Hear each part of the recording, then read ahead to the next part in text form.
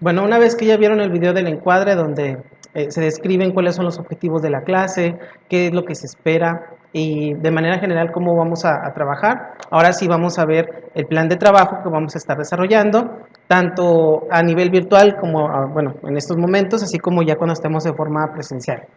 Les voy a mandar yo toda la documentación en donde viene toda la programación del cuatrimestre, viene la programación de todo lo que se espera, todo lo que tienen que entregar y todas las presentaciones que van a tener. Y bueno, así como lo de los trabajos escritos, las fechas de exámenes, etcétera.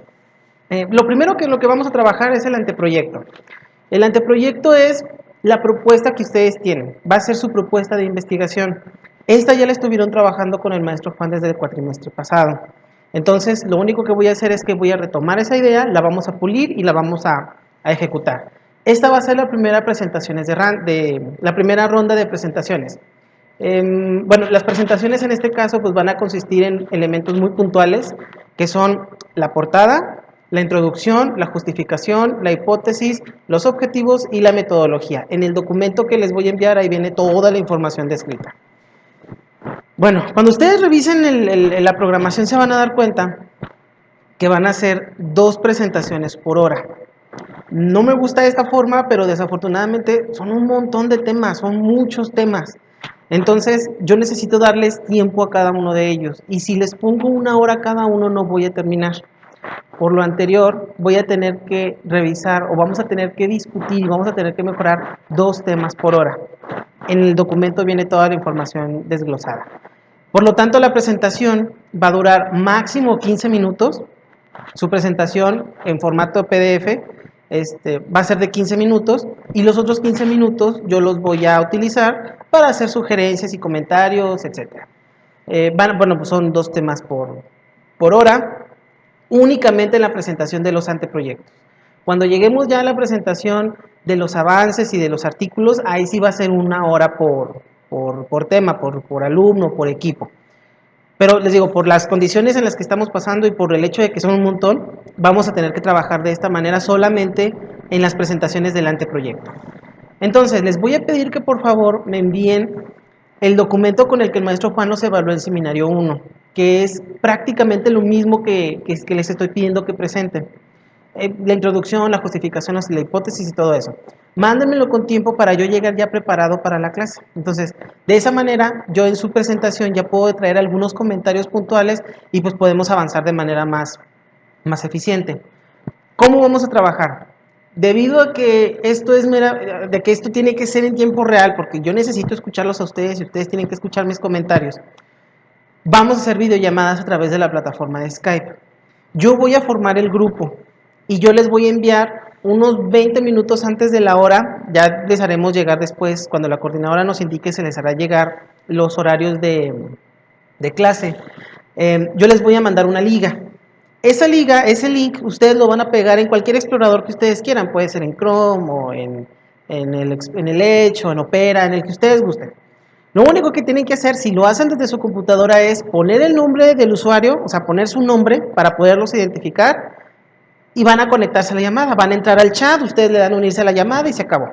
Si lo hacen desde el teléfono, que también lo pueden hacer, tendrían que descargar primero la aplicación de Skype y luego ya accesar con el link y ya poder entrar a la videollamada. De cualquiera de las 2 formas está bien. Entonces, ustedes ya van a tener en el documento que les voy a mandar toda la programación de cuándo les va a tocar presentar. Es obligatorio que a las 2 personas, o a las 4 personas, o a las personas que les toque presentar en un solo día, tienen que conectarse desde el inicio de la sesión. Porque justamente pues, son a los que les toca presentar. Entonces, en las fechas en las que están ahí, que van a venir en el documento, si les toca presentar ese día con otra persona, las 2 tienen que entrar desde el inicio de la sesión para poder estar en contacto, en este caso los 2 o los 4, o el número de personas que sean. Muchachos, esa liga es para todos y es la misma liga que vamos a utilizar para todas las sesiones. Entonces, los demás también los invito a que se conecten a la sesión, aunque a ustedes no les toque presentar, que entren de oyentes, para que ustedes se den una idea de las sugerencias, los comentarios y todo lo que yo voy a ir puliendo con los demás. De esa manera, ustedes pueden tomar comentarios que a lo mejor no están dirigidos para ustedes, pero pueden decir, eso me sirve, y lo corrigen antes de que tengan su presentación, y pues de esa manera van mejorando su tema de tesis. Sin embargo, Si no pueden conectarse, no hay problema, o sea, no tengo bronca con que no se conecten el día que no les toca, pero el día que les toque se tienen que conectar de manera forzosa. Por ese motivo les estoy mandando la programación de todo el cuatrimestre. Entonces no hay justificación y no va a haber excusa de que yo no sabía, de que a mí no me dijeron, de que no tengo internet, no sé, o sea, para eso se los estoy mandando con tiempo. Igual, el día que les toque hacer su presentación, les voy a pedir que me mande su presentación al menos 2 horas antes de la sesión para poder yo revisarla y ahí mismo agregar los comentarios que tengo a lo que a lo que yo les iba a sugerir. Bueno, les digo, entiendo los problemas que puedan tener, pero pues sí me gustaría que todos se conectaran a la misma, a todas las sesiones o al menos a otras sesiones como oyentes para que pudieran conocer cuáles son las sugerencias que se hacen. Entonces, esta es la forma en la que vamos a trabajar. Yo les voy a mandar el link todos los días, unos 15, 20 minutos antes para que entren con tiempo. Tendremos la sesión en tiempo real. Hacen su presentación. Ustedes me van a ir explicando y dando toda la presentación de su tema. Yo los voy a escuchar. Y cuando termine su presentación, ahora sí les hago las sugerencias. Los dos tenemos la diapositiva abierta, entonces va a ser sencillo para mí seguirlos. Terminando su presentación, les hago sugerencias, comentarios, observaciones y pues ya con eso terminaríamos la primera parte y luego ya empezamos con el segundo y así. Esto va a ser únicamente mientras trabajemos de manera a distancia. Cuando ya regresemos a la forma presencial, cuando ya regresemos a las aulas, ahí sí nos tenemos que quedar todos y vamos a escuchar la presentación de todos los compañeros. Entonces, no les puedo pedir que hagan algo que no les he explicado a detalle, no les puedo pedir que hagan una presentación cuando pues, posiblemente no conocen bien qué es lo que quiero que me den. Entonces, les voy a presentar el trabajo de investigación que desarrollé en mi maestría. Les voy a presentar bueno, les voy a hacer la presentación para que se den una idea de cuáles son los elementos que debe incluir su presentación, cómo lo van a presentar, de qué manera van a hablar, no sé, ustedes ya toman lo mejor de esto como un ejemplo y de esta manera pues lo pueden aplicar directamente a su trabajo para el día que les toque la presentación virtual o ya bien la presentación presencial. Entonces, les voy a presentar mi trabajo de maestría, el trabajo que desarrollé en la maestría que hice en biología molecular. Y bueno, este trabajo se desarrolló en la Universidad Juárez del Estado de Durango, en la Facultad de Ciencias Químicas de la ciudad de Durango, y el título del trabajo fue Cuantificación de aductos en DNA de linfocitos de fumadores sanos, pacientes con cáncer pulmonar o EPOC, y su asociación con variantes alérgicas de riesgo. Bueno, el comité tutoral, que son todas las personas involucradas en este trabajo, que fue el director interno, fue el doctor Alfonso Anguiano, y mis codirectoras, la doctora Rebeca Pérez Morales y la doctora Julieta Rubio Lightburn, y pues mi comité tutoral, que fueron los que trabajaron en la revisión de esta investigación. Bueno, el tabaquismo es justamente el hábito en el consumo de tabaco, ya sea en cualquiera de sus formas, ya sea en forma masticada, o sea, oral o inhalada, y es la causa de enfermedades prevenibles más importantes que se conocen. Y se ha relacionado directamente con una alta mortalidad y morbilidad de un montón de enfermedades. Diferentes tipos de cáncer que involucran más allá aquellos de los que están relacionados al tejido, bueno, a las vías respiratorias, también están involucrados en problemas de cáncer de hígado, cáncer de colon, cáncer de cervix, incluso algunos tipos de leucemias. Y pues también afectan otro tipo de tejidos con otras afecciones que no necesariamente son cáncer, tales como alteraciones del sistema inmune, problemas cardíacos y cardiovasculares, enfermedades en los riñones, enfermedades reproductivas, etcétera. Se estima que al menos hasta el 2015 se estimó que fue responsable aproximadamente de 6 millones de muertes anuales, de las cuales de esas 6 millones 600 mil personas eran fumadores pasivos, o sea, eran fumadores que no consumían tabaco. Y pues ha relacionado hasta un 90% de los casos de cáncer de pulmonar con el consumo de tabaco. Se ha estimado que 8 de cada 10 muertes por EPOC están relacionadas con el tabaquismo. Entonces, a pesar de que hay un montón de enfermedades que están relacionadas al consumo de tabaco, las dos enfermedades más ampliamente relacionadas, y justamente por las características del hábito, son el cáncer y la enfermedad pulmonar obstructiva crónica o EPOC. Bueno, que de ahora en adelante vamos a conocer como EPOC. El cáncer, ya hemos platicado de él, es una enfermedad multifactorial que se caracteriza por el crecimiento celular no regulado, invasión y diseminación de estas células de su sitio de origen hacia otras células, y a esto lo conocemos como metástasis. En el caso del cáncer de pulmón, pues es un tumor, es una neoplasia, es un conjunto de células malignas que se van a desarrollar a partir de células de los bronquios o bien del mismo pulmón. El problema del cáncer de pulmón es que es un cáncer que no se siente, que no se ve y que generalmente cuando se diagnostica ya está en estadios muy avanzados y pues, por lo tanto el pronóstico para el paciente es muy malo. En contraparte, la enfermedad pulmonar obstructiva crónica, o EPOC, es el padecimiento progresivo que se caracteriza por una limitación del flujo aéreo y se asocia generalmente a una respuesta inflamatoria, que esta respuesta inflamatoria es crónica y, bueno, y que además es irreversible. El EPOC es un conjunto de enfermedades, pero de manera general involucra dos enfermedades muy grandes, que son el enfisema pulmonar y la bronquitis crónica. Cualquiera de estos dos tipos de enfermedades va a implicar la disminución de la función pulmonar por inflamación, la obstrucción mecánica de los bronquios y pues la destrucción la obstrucción mecánica de los bronquios, perdón, y la destrucción alveolar.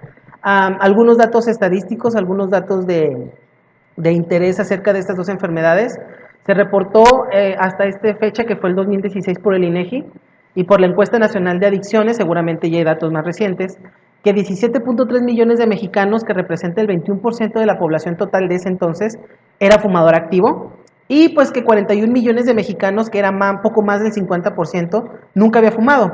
Sin embargo, de ese 50%, 30% aseguraba estar expuesto a humo ambiental, o sea, a humo de segunda mano.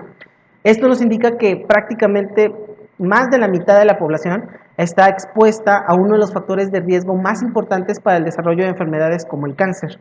En cuanto a las principales causas de mortalidad en México, hasta el 2013, que eran los datos más recientes cuando realicé esta investigación, en personas mayores a 65 años, en primer lugar, en ambos sexos se encuentran las enfermedades del corazón, que también están relacionadas con el consumo de tabaco.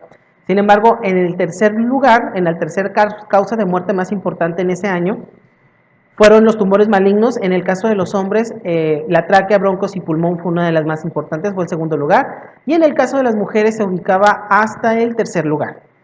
Y en ambos grupos, en hombres y mujeres, el EPOC se posicionaba entonces como la quinta causa de muerte en los grupos de edades mayores a 65 años.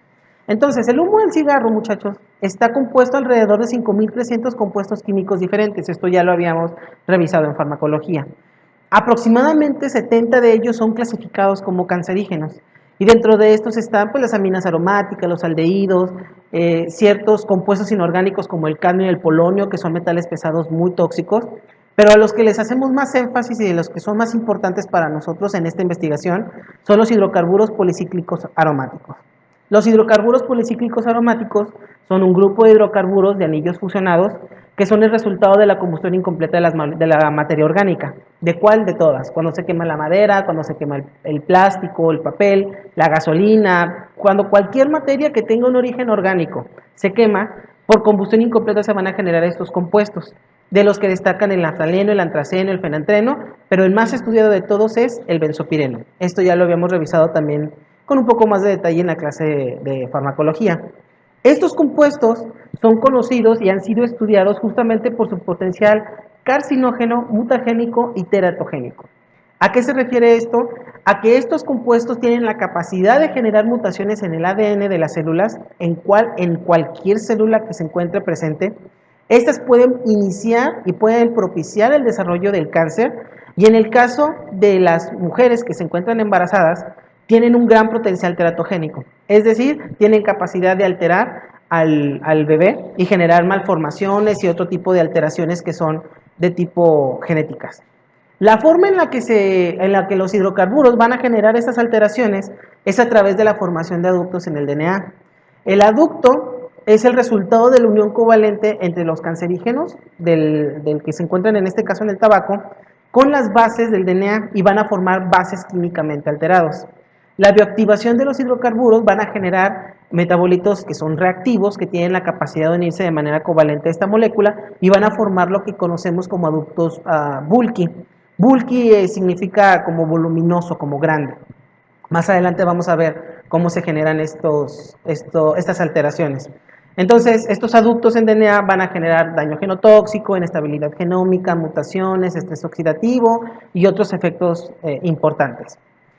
Bueno, se muestra en la diapositiva el mecanismo molecular a través del cual se generan estas alteraciones, no vamos a entrar a detalle en ellos, sin embargo, pues este ya lo habíamos visto, en donde vemos, bueno, ya habíamos platicado que participan algunas enzimas importantes, como las peroxidasas y las citocromos P450. Entonces, los aductos en DNA son un biomarcador, son una forma en la que nosotros podemos ir evaluando la progresión de una enfermedad.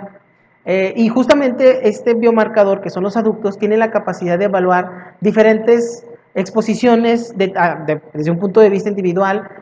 Puede evaluar la absorción y distribución de estos metabolitos, el metabolismo en formas reactivas, la desintoxicación e incluso la reparación del DNA.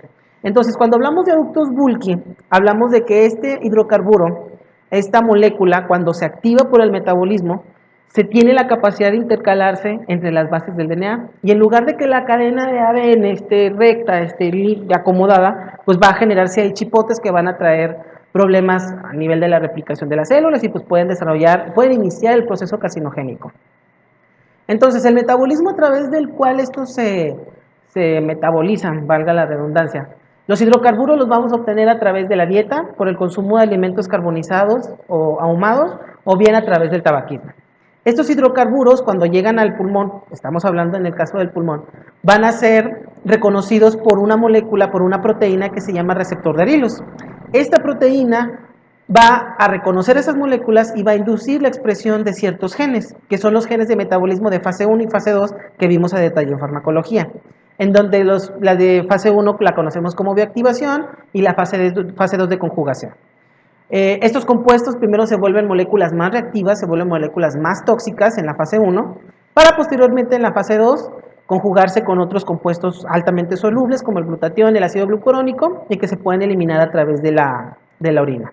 Sin embargo, cuando se activan más moléculas de las que se pueden conjugar, cuando hay más generación de estos compuestos altamente reactivos, se va a generar estrés oxidante, se van a generar especies reactivas del oxígeno que van a generar daños en el DNA, que es esto que conocemos como aductos. Aquí la célula pues tiene la capacidad de reparar el DNA y si no lo puede reparar, manda a esa célula apoptosis, que es un mecanismo de defensa. Si la célula ya no se puede reparar, si la célula ya de plano nomás no puede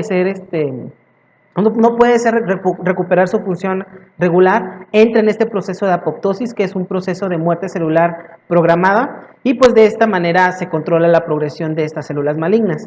Cuando estos mecanismos de reparación y apoptosis fallan, es cuando se puede generar la inflamación que va a desencadenar el EPOC o bien la proliferación que va a generar al cáncer. A pesar de que el tabaco se va a metabolizar por esta vía y que el EPOC y el cáncer están asociados al mismo factor de riesgo que es el tabaquismo, no conocemos qué es lo que hace que una persona que fuma o desarrolle cáncer o desarrolle EPOC. E incluso las características fisiopatológicas de cada uno de estos son completamente distintas. ¿Qué es lo que hace que una persona que fume desarrolle POC y qué es lo que hace que una persona que fuma desarrolle cáncer? No lo sabemos. Pero nuestra propuesta es que se basa en características genéticas individuales que más bien que se encuentran en las proteínas involucradas en todo este metabolismo, en toda esta fase de bioactivación, de conjugación y de reparación. Entonces, la susceptibilidad genética va a ser la susceptibilidad o la probabilidad de que una persona desarrolle una enfermedad por un componente genético. De manera muy técnica, el número de polimorfismos presentes en el genoma que confieren cierto riesgo a padecer alguna enfermedad en los portadores es lo que conocemos como susceptibilidad genética. O sea, son cambios en los genes que va a tener esa persona que van a provocar que pueda desarrollar una enfermedad. Ahora bien, hay genes de alta penetrancia y genes de baja penetrancia. Un gen de alta penetrancia es una variante que va a asociarse a fenotipos que confieren un alto riesgo de enfermedad, pero que tienen una baja frecuencia en la población. O sea que, ¿qué? Son mutaciones que va a tener la persona que van a tener casi un 90% de probabilidad de desarrollar cáncer. Y dentro de este tipo de mutaciones encontramos a las mutaciones del BRCA1 y 2 que están involucradas en cáncer de mama y cáncer de ovario, al gen APC que está involucrado en cáncer de colon y algunos otros tipos de genes. Si alguna persona tiene una mutación en alguno de estos genes, es es casi seguro que va a desarrollar cáncer. Y uno de los casos más sonados, uno de los casos más conocidos de esto es justamente el de esta actriz Angelina Jolie. Ella se hizo un estudio genético en donde apareció con mutaciones en genes de alta penetrancia, que son justamente en el gen BRCA1 y BRCA2. La probabilidad de que ella desarrollara cáncer era muy alta. ¿Qué es lo que hizo ella? Eliminó el factor, no pudo eliminar el factor de riesgo porque el factor de riesgo es la mutación que tiene en el ADN, no la puede modificar porque es algo con lo que ella nació, es algo que ya viene desde siempre, pero lo que hizo fue que se quitó las mamas. Entonces, al quitarse las mamas, ella evita el producto final de la susceptibilidad genética, pues que en este caso es el cáncer. Sin embargo, pues esto es algo muy, pues sí es medio complicado, ¿no? Llegar hasta ese nivel. Ahora bien, estos son los genes de alta penetrancia, son genes que prácticamente ya sabemos que si están mutados, pues van a desarrollar cáncer. En el caso de los genes de baja penetrancia, van a ser variantes asociadas a fenotipos que confieren un bajo riesgo de enfermedad, pero que tienen una alta frecuencia. Entonces, el tener una mutación en un gen BRCA, por ejemplo, es muy poco probable. De hecho, la mutación es prácticamente menos del 5% en la población de México. Sin embargo, hay genes que están mutados, que se encuentran hasta en el 80 o en el 90% de la población y que el riesgo que tienen para desarrollar la enfermedad es muy poco. Entonces, justamente los genes que nosotros estamos estudiando en este trabajo son los genes que nosotros consideramos como de baja penetrancia. Son varios genes que están involucrados en la misma vía de la misma vía metabólica y que van a conferir un riesgo pequeño a desarrollar una enfermedad. Sin embargo, cuando yo tengo muchos genes que están mutados, aunque el riesgo sea poquito, por el hecho de que son muchos genes, ese riesgo puede incrementar. Y este justamente es el objetivo de este trabajo. La justificación de esta investigación se basa en el hecho de que el EPOC y la enfermedad pulmonar por cáncer se encuentran entre las primeras causas de muerte en adultos mayores a 65 años, al menos hasta las estadísticas que se obtenían en el 2013. Y pues el consumo de tabaco es el principal factor de riesgo para desarrollar enfermedades, representando altos costos para los sistemas de salud públicos, así como una calidad de vida disminuida pues, en las personas que las padecen.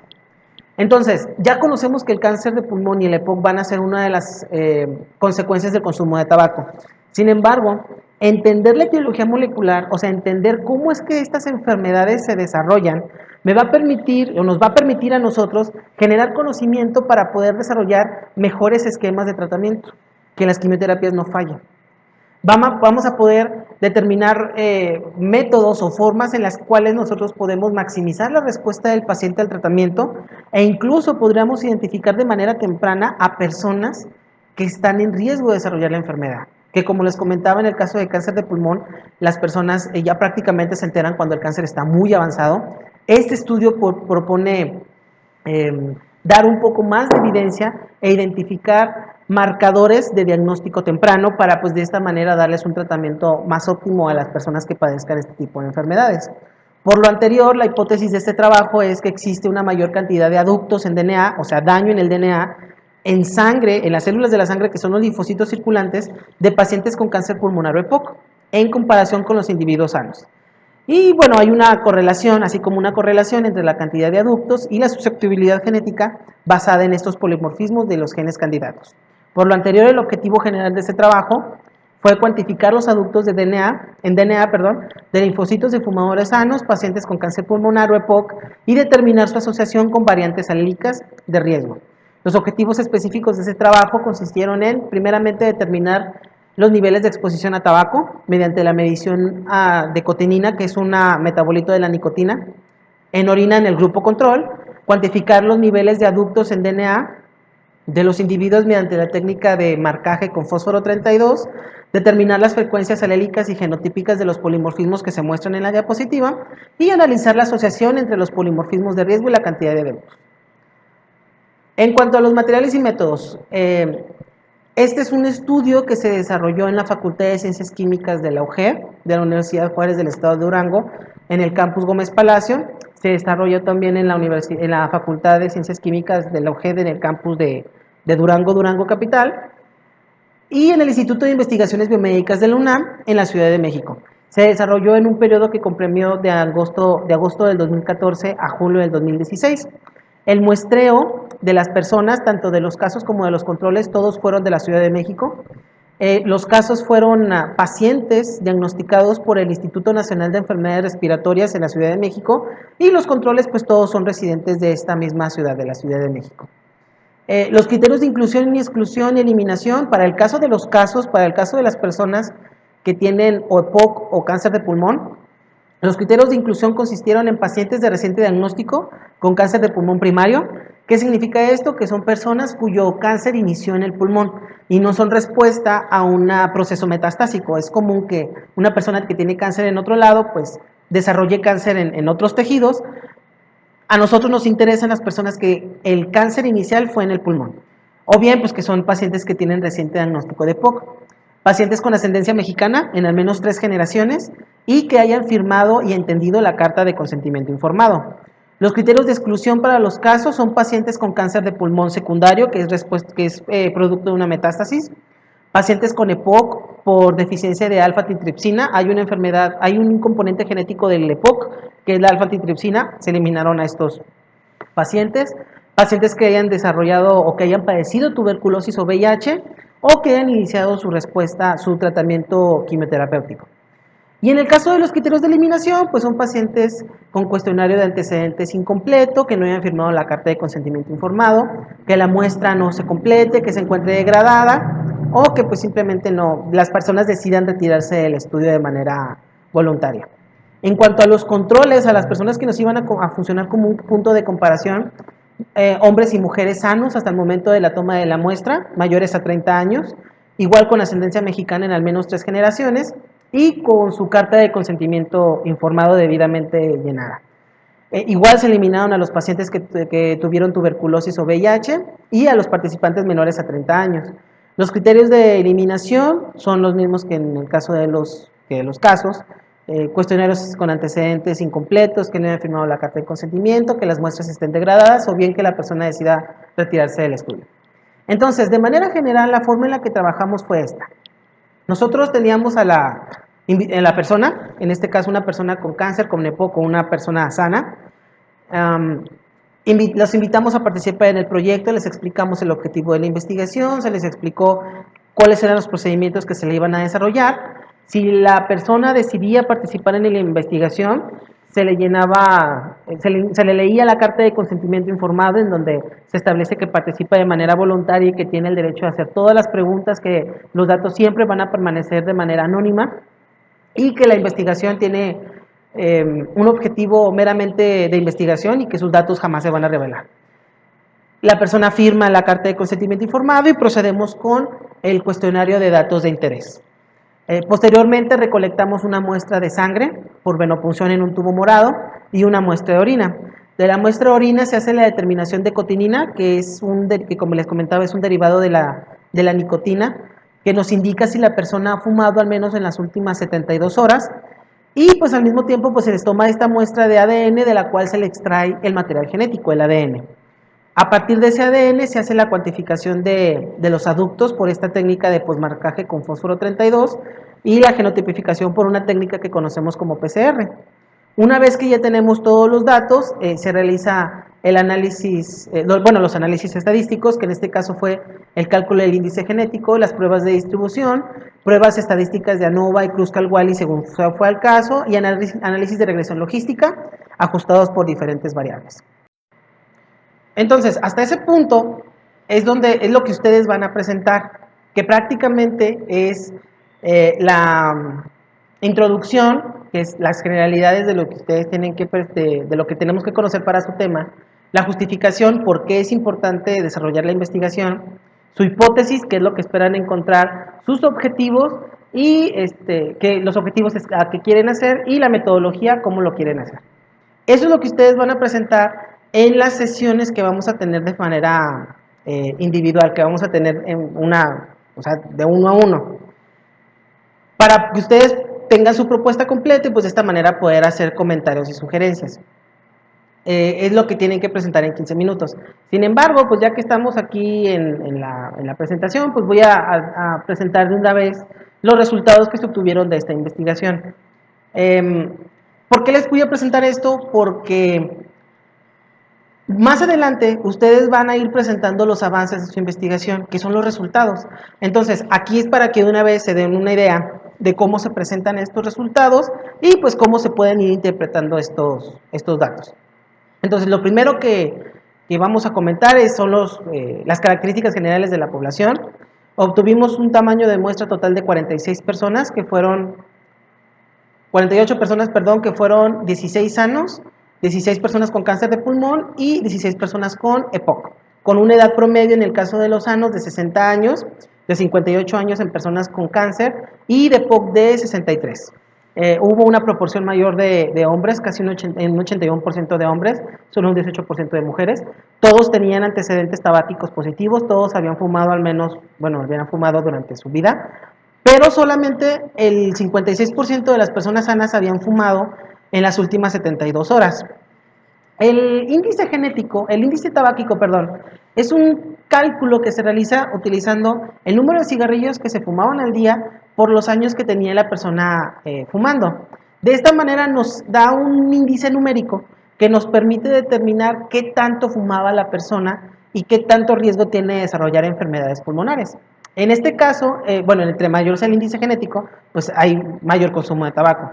Las personas sanas tienen un índice genético de 13.43, las personas con cáncer de 29.01 y las personas con EPOC de 67. Esos son los resultados que se obtuvieron. Ahora bien, ¿qué significan los resultados? Cuando nosotros le damos la significancia o la implicación que tienen estos resultados, se le conoce como discusión. Muchachos, ¿qué significa el índice genético? ¿Qué nos dice esa información? Nos está diciendo que para que una persona que tiene POC fuma 5 veces más que una persona sana. Y una persona que tiene cáncer fuma 2 veces más que una persona sana. O sea que para que una persona desarrolle EPOC, para que una de esas personas desarrolle esta enfermedad pulmonar obstructiva crónica, tuvo que haber fumado durante muchísimo, bueno, durante más tiempo, pero tuvo que haber fumado muchísimo más que una persona con cáncer. Esto, uno de los resultados que nos deja esta investigación es que es más sencillo o es más factible que una persona desarrolle cáncer a que desarrolle POC. ¿Qué es lo que provoca esta diferencia? Posiblemente el componente genético. En cuanto a los resultados que ya involucran a la determinación del daño que se generaron en las células pulmonares, las personas con EPOC tienen un daño relativamente, bueno, estadísticamente superior a las personas con cáncer. Las personas con EPOC tienen más daño, que puede ser explicado justamente porque fuman más y han fumado durante más tiempo. Pero esta diferencia no se presenta en las personas sanas, solamente entre las personas con EPOC y las personas con cáncer. Sin embargo, como les había comentado, pues teníamos casi la mitad de las personas sanas eran fumadoras activas, por lo que se decidió hacer el análisis tomando en cuenta a los fumadores activos, a las personas que no fumaban, a las personas con cáncer y a las personas con EPOC. ¿Qué es lo que se obtiene aquí? De entrada podemos observar que las personas que no fuman ya tienen más daño en sus células comparado con las personas que sí están fumando activamente. ¿Por qué? Posiblemente porque como están expuestas constantemente al humo de tabaco, como están constantemente expuestas al daño, reparan de manera más eficiente este daño. Ahora bien, estas diferencias siguen manteniéndose de manera no significativa, en donde las personas con EPOC siguen siendo las que tienen la mayor cantidad de daño comparado con todos los grupos. Y justamente cuando se hace la determinación de estas variantes genéticas, de estos cambios genéticos, encontramos que efectivamente las personas con EPOC tienen mayor cantidad de polimorfismos de riesgo, tienen mayores mutaciones comparados con los otros dos grupos. Por lo tanto, esto nos podría hacer pensar que existe efectivamente un componente genético en el desarrollo de esta enfermedad que es el EPOC. Y bueno, no hay correlación, no hay una relación en la cantidad de aductos que es el daño y la cantidad de mutaciones que tenga la persona en su ADN. Estos serían los resultados. Este es el objetivo de lo que yo quiero que ustedes hagan cuando empiecen a presentar los resultados, que son la presentación de estos datos. La discusión la van a ir desarrollando conforme vayan a ir avanzando, que es la explicación de la implicación de estos resultados. Entonces, como les comento, la primera parte del cuatrimestre va a ser afinar y puntualizar su anteproyecto, que su anteproyecto esté bien desarrollado, que cuente con todas las características que lo hacen una tesis de investigación de licenciatura, y pues esto es en lo que nos vamos a centrar. Por favor, envíenme su documento que le entregaron al maestro Juan para poder darme una idea más o menos de qué es lo que quieren ir trabajando, empezar a buscar a lo mejor algo de artículos que les puedan servir para que empiecen a realizar su investigación. Y les recuerdo, la presentación al menos 2 horas antes de la sesión, para que yo pueda revisarla y también ajustar los comentarios que les voy a hacer. Hasta aquí entonces ya le dejamos, ya saben la forma en la que vamos a trabajar, ya conocen el método en el que vamos a trabajar. Yo les voy a mandar las ligas y todo eso, les voy a mandar todos los documentos, los videos los voy a ir subiendo, bueno, en este caso solamente son estos 2 videos, los vamos a ver a través de las videollamadas por Skype. Y pues cualquier duda, pregunta o comentario a través del grupo de WhatsApp que tenemos, o bien a través de correo electrónico, yo voy a contestar todas sus preguntas. Si no hay dudas, le voy a pedir por favor al equipo 1, 2, 3 y 4. Sí, 1, 2, 3 y 4 le tocaría presentar pues ya pronto, para que me manden su información con tiempo y pues para que empiecen a hacer su presentación y pues empezar a trabajar en sus temas de tesis. Entonces, pues muchísimas gracias, le dejamos hasta aquí, nos vemos en las videoconferencias.